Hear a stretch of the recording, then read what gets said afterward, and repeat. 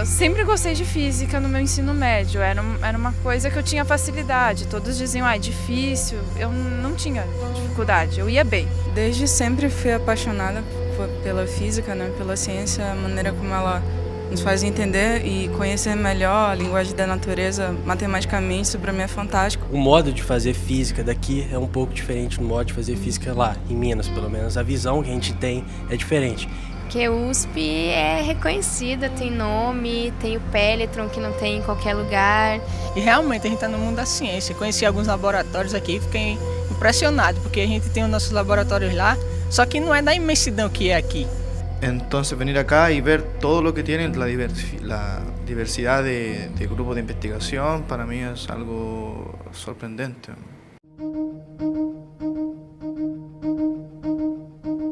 Por que a bicicleta fica em pé quando está em movimento e cai quando está parada? Como é gerado o calor do sol? Como desvendar os mistérios da natureza? Qual é a nossa relação com o universo? A curiosidade não tem fronteiras. Por isso, o que se imagina hoje pode se tornar a realidade do amanhã. O querer entender, o decifrar, a vontade de experimentar, transformar, de obter respostas, é que fazem a ciência se mover. A curiosidade faz com que o homem domine a natureza, não pela força, mas pela compreensão. Buscar compreender a natureza e seus fenômenos é o que caracteriza a ciência. É a trajetória da física.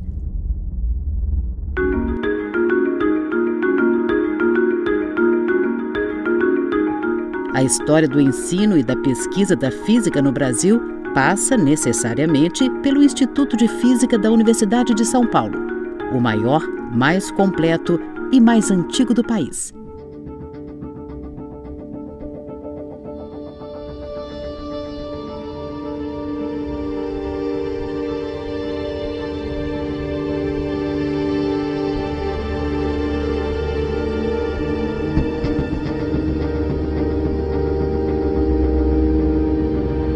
No Instituto de Física se realizam pesquisas na maioria dos ramos da física. Bem-vindos ao Laboratório de Manipulação Coerente de Átomos e Luz. LaCiFiD é o Laboratório de Cristais Iônicos, Filmes Finos e Datação. E aqui nesse grupo a gente trabalha com física das radiações. Esse laboratório é um laboratório de biofísica molecular. Este é o laboratório de análise de materiais por feixes iônicos. Esse é o laboratório de física de plasma. Sou líder do grupo de espectroscopia nuclear com espectrógrafo magnético. Então nós temos aqui, por exemplo, alguns equipamentos que medem a quantidade de black carbon, ou seja, fuligem proveniente de queimadas. O acelerador Peletron, né, ele é um tipo de acelerador eletrostático. E o importante é saber que lá nós temos um tipo de filosofia para acelerar as partículas, aqui nós temos uma outra filosofia para acelerar as partículas. Os elétrons são acelerados para que a gente conheça mais sobre a estrutura da matéria. Um laboratório de cristalografia basicamente emprega métodos de raio-x para análise da estrutura atômica. No Instituto de Física se faz e se respira ciência.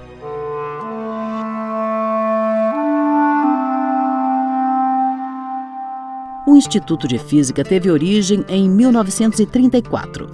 Naquele ano foi criada a Universidade de São Paulo e, com ela, a Faculdade de Filosofia, Ciências e Letras, voltada para a formação de professores e pesquisadores. O que era o Departamento de Física da faculdade, com a reforma universitária de 1970, tornou-se o Instituto de Física. Da pequena sala de 60 metros quadrados da Escola Politécnica, na Rua Três Rios, até a cidade universitária, foi um longo caminho, percorrido com muito esforço, trabalho e criatividade. Quer dizer, o fato de você ter criado em São Paulo, em 1934, em poucos anos, uma instituição capaz de gerar pessoas de nível internacional e outros de nível nacional e tal, já é uma coisa positiva muito importante no país e valiosa. O que caracterizou a novidade da Universidade de São Paulo era não mexer com as escolas que já eram profissionais, Escola Politécnica, Faculdade de Odontologia, Medicina e assim por diante, mas fundar a Faculdade de Filosofia, Ciências e Letras, em que eles traziam cientistas que não estavam olhando a aplicação, mas olhavam as coisas do ponto de vista mais fundamentais. E a USP foi extremamente feliz nessas pessoas que vieram. Em particular, para a USP veio o Gleb Vatagin, uma pessoa excepcional, e o Giuseppe Occhialini. Gleb Vatagin e Giuseppe Occhialini foram importantes não apenas na implantação da física em São Paulo, mas em especial por terem dado início a uma nova maneira de fazer ciência básica no país. A física era boa por causa do Vatagin. E, de fato, é um dos melhores professores que eu já encontrei na vida. E ele era uma pessoa que era capaz de realizar experiências, e tinha feito experiências com raios cósmicos antes da guerra, com o Marcelo Damy, com o Oscar Sala, o Paulo Pompeia, que foram depois os sucessores dele, né? Mário Schember foi um dos primeiros discípulos de Vatagin. O professor Schember era um segundo nome desse instituto, que da parte de física teórica, ele era o sumo sacerdote, né? E o que não poderia não significar muito, porque ele trabalhava sempre em assuntos com um grau de abstração tão grande que eram essencialmente inacessíveis aos alunos, né? As conferências do Schember eram absolutamente fantásticas. Eu me lembro até hoje quer dizer, eu entrava uma pessoa e saía outra, assim, transformava a cabeça da gente, né? Marcelo Damy também foi um dos primeiros discípulos de Vatagin. Formado pela Faculdade de Filosofia, Ciências e Letras em 1936, Marcelo Damy foi um dos pioneiros na introdução dos grandes laboratórios de física no Brasil. O primeiro deles, o Betatron, acelerador que teve toda a sua parte eletrônica desenvolvida no país. Neste início, além de Marcelo Damy, outro nome também se destacou no campo da física experimental: César Lattes, um dos descobridores do Meson Pi. Eu diria que César Lattes é o maior cientista brasileiro pelas interação que ele tinha naquela época com as pessoas do mundo, pelas pesquisas que ele fazia. Então são trabalhos na área de raios cósmicos, né? O laboratório em Chacautaia que ele montou, o complexo total, né, da atividade do César Lattes como pesquisador. O segundo grande laboratório foi o que abrigava o acelerador eletrostático Van de Graaff. Na época que esses aceleradores foram instalados aqui, Betatron, Van de Graaff, eles estavam na vanguarda, estavam próximos da vanguarda. Sabe, o Oscar Sala, por exemplo, foi trabalhar nos Estados Unidos com o melhor projetista de aceleradores tipo eletrostático. E ele gostou daquilo, quando ele voltou ao Brasil, ele fez um, né? Oscar Sala foi líder e impulsionador dos aceleradores voltados para a física nuclear, caso do Pelletron, inaugurado em 1972. Mas o Pelletron, visivelmente, era o acelerador, vamos dizer, do futuro, com várias melhorias tecnológicas. E o professor Oscar Sala sabia disso, apostou nisso. Também teve problemas, porque um prototipo sempre apresenta também problemas. Então, no começo, muitos dos problemas que surgiram foram resolvidos aqui e depois a própria empresa fabricante adotou as modificações.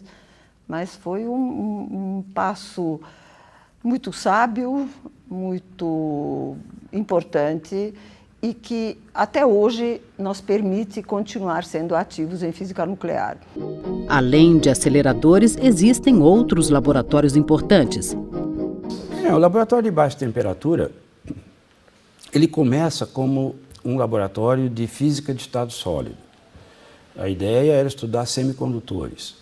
Para isso era preciso baixas temperaturas e para baixas temperaturas você precisaria fazer alguma medida magnética, porque o termômetro era magnético na época. O resultado é que depois a gente acabou formando um grupo de magnetismo. Depois, o laboratório, com a minha volta do MIT, nós passamos a funcionar como uma espécie de sucursal do laboratório de altos campos do MIT.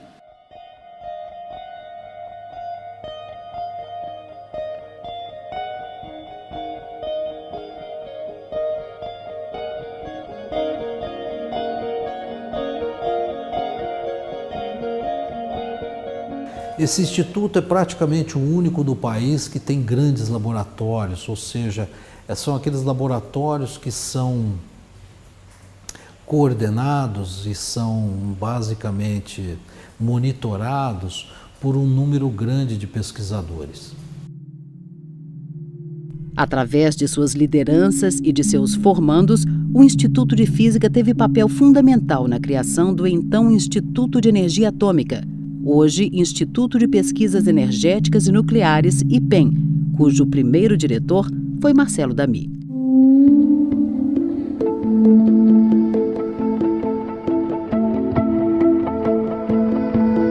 No Brasil, 25% dos artigos sobre física são produzidos no Instituto de Física da Universidade de São Paulo. Não são os livros que são importantes hoje em dia, mas são as revistas. As revistas é que trazem a cada mês ou a cada semana as novidades que estão sendo descobertas por aí. Então, ter um recurso desses é muito importante para os trabalhos de pesquisa e para os trabalhos didáticos também. O curso de graduação do Instituto de Física da USP forma 10% dos físicos brasileiros, seja para pesquisas e aplicações, seja para o ensino da física. Pós-graduação, cursos e palestras para professores de ensino fundamental, show de física, curso de verão. Seminários diários de diferentes grupos de pesquisas, palestras. O Instituto de Física está sempre em movimento. Muitas vezes a física se torna um monstro para o aluno, né? O aluno vê lá aquela matéria toda, com aquele monte de fórmulas, né? E aquilo vira um monstro de fato. Então, qual é o papel desse laboratório de demonstrações? É tirar o monstro, um pouquinho desse monstro, né?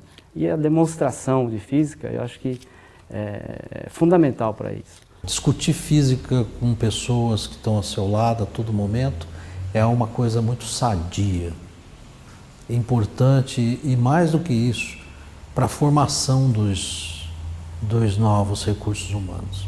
Ela tem uma característica que se mantém até hoje, que nenhum outro instituto de física do país tem. Ela é heterogênea. Existem poucas sub-áreas em física que não são desenvolvidas aqui, que vão desde a física de meio ambiente, partículas, teoria de campo. Então é sempre assim, tem um monte de nomes mesmo. Mas aí você pode dizer assim, o que é? Bom, então tá bom, próton, você já ouviu falar de próton? Já. Ouviu falar de nêutron? Já. Então essas são as partículas do átomo, né?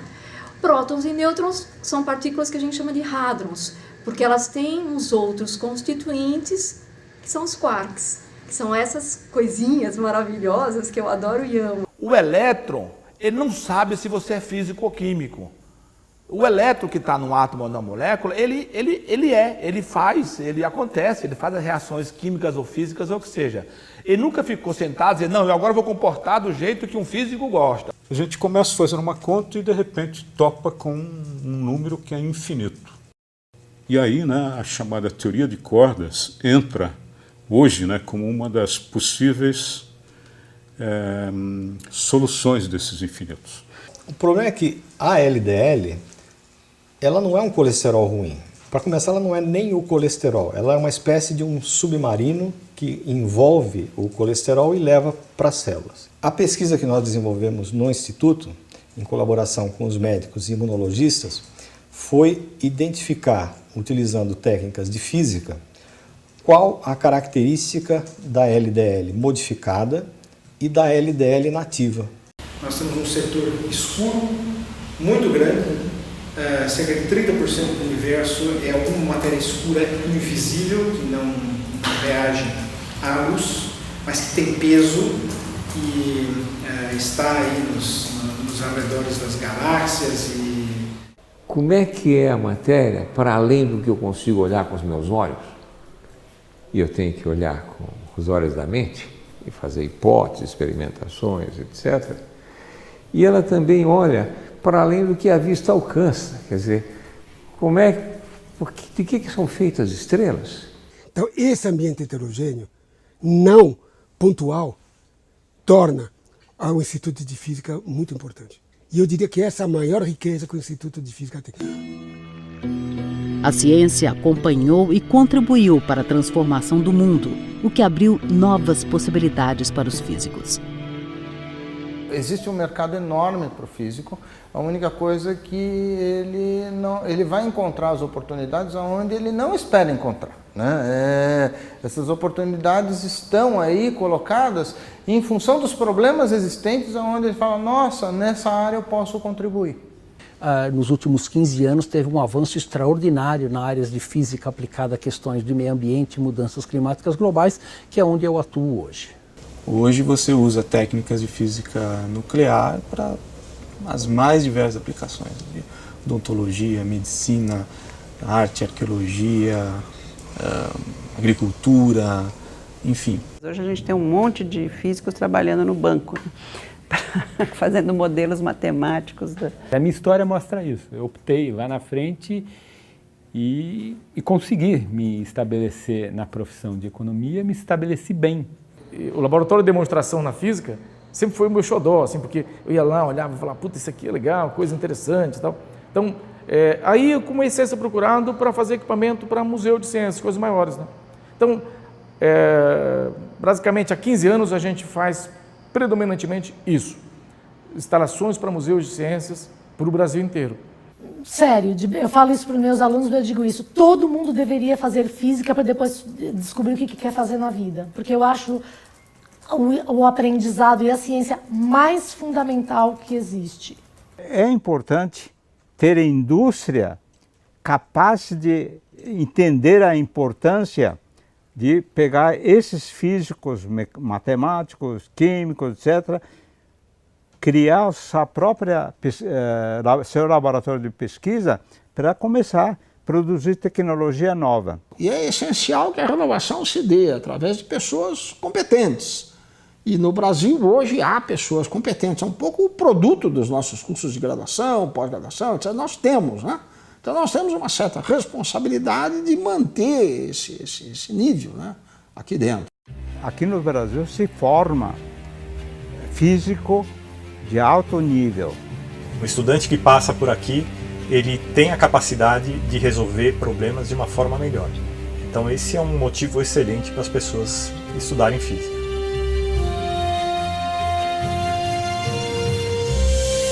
A física é considerada a ciência fundamental. Ela é, de fato, uma ciência de extrema importância para todos os avanços tecnológicos que aconteceram e acontecem no nosso mundo.